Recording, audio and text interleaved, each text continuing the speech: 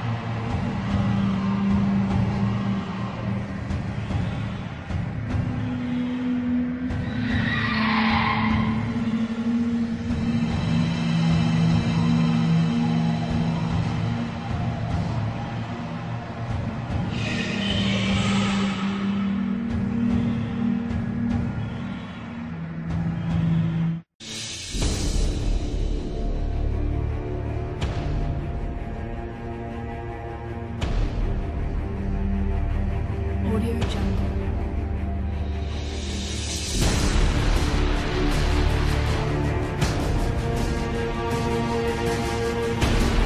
Audio Jungle.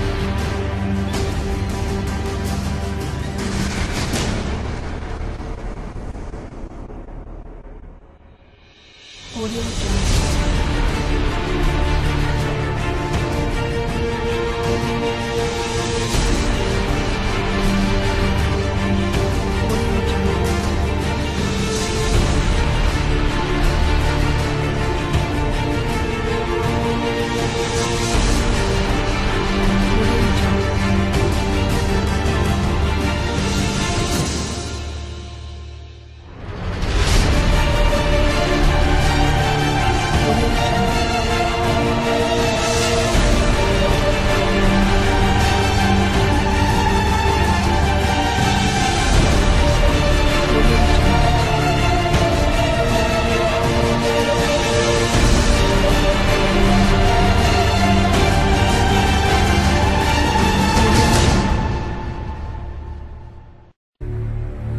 Sina Athena at Poseidon ang pinakamabuting kapareho sa lahat ng Diyos-Diyosan.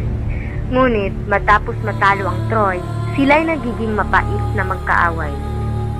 Samantalang, si Cassandra ay isang mensahera na may kakayahang makita ang hinaharap. Isa siya sa mga anak na babae ni Haring Priam at Reyna Hecuba. Isa rin siya sa mga babaeng iniibig ni Apollo. Dahil sa labis na pagmamahal ni Apollo, lahat ng kanyang gusto ay ginawa nito. Ngunit, nang malaman ni Apollo na hanggang ngayon ay wala pa rin gusto sa kanya si Cassandra, kaya ganito na lamang ang kanyang pagkabigla.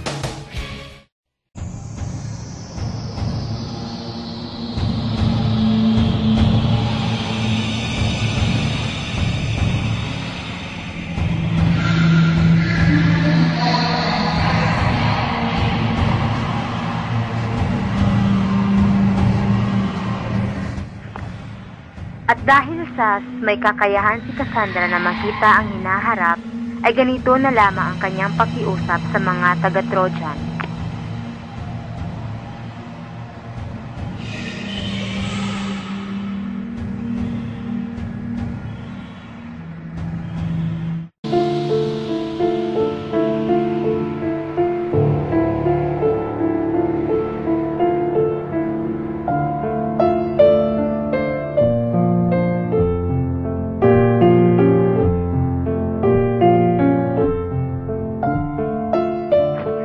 Pinakinggan ang lahat ng sinabi ni Cassandra kung kaya sa panahong sumalakay ang mga Grego ay nasa ilalim siya ng proteksyon ng mga Diyos-Diyosan at kay Athena.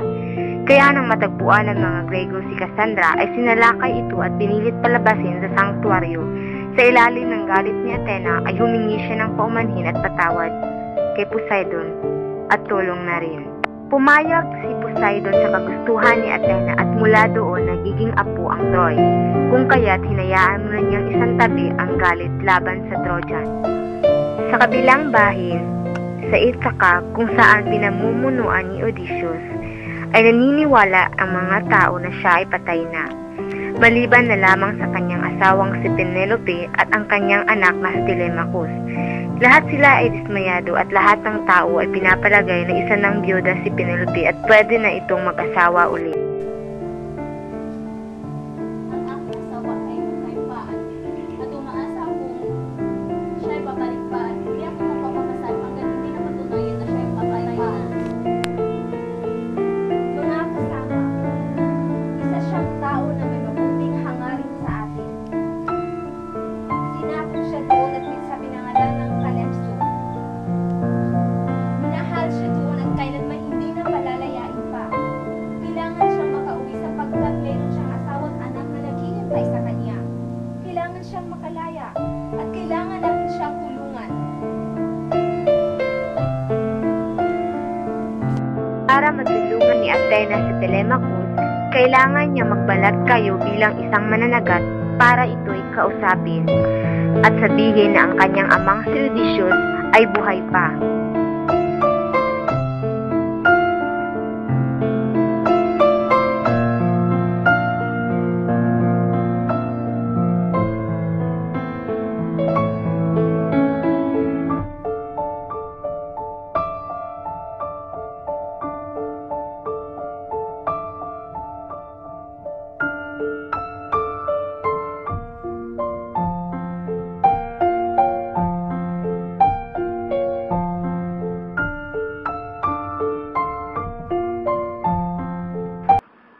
Mas mabuting maghagilap ka ng mga impormasyon tungkol sa iyong ama, kaysa magbantay sa mga malulupit na manliligaw ng iyong ina.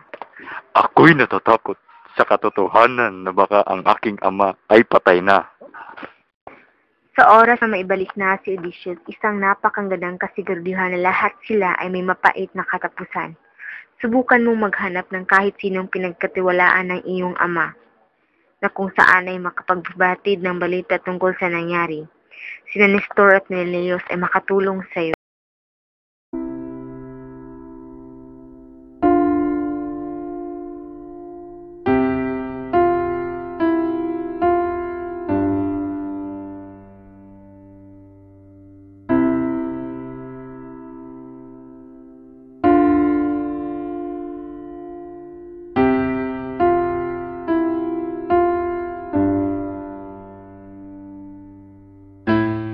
Maaaring katulad din ito ang palasyo ni Zeus. Ikaw ba ang anak ni Odysseus? Opo, nandito kami upang humingi ng tulong at payo mula sa iyo. Dahil sa pagkawala niya, mga malulupit na Ithacan ang naging kasama namin at ang kanyang pagbabalik lamang ang makapag-aalis sa kanila. Bigyan mo naman ako ng kwento tungkol sa kanya, maaaring mabuti man o masama. Habang kwento, pero marami ako natutunan na kahit ano sa kanya. Nandun ako sa Egypt, isang tinatawag na Paros, sa loob ng ilang araw. Dismayado ako nang malaman kong ang Diyos-Diyosa ng karagatan ay naawa sa akin. At hinayaan niyang malaman ko ang tungkol sa kanyang ama na si Proleus. At sabihin niya sa akin kung paano umalis sa isang nakakainis na isla at paano mapayapang umalis doon, pawi. Pero, nangyayari lamang ito kung magagawa ko ang gusto niyang ipagawa sa akin.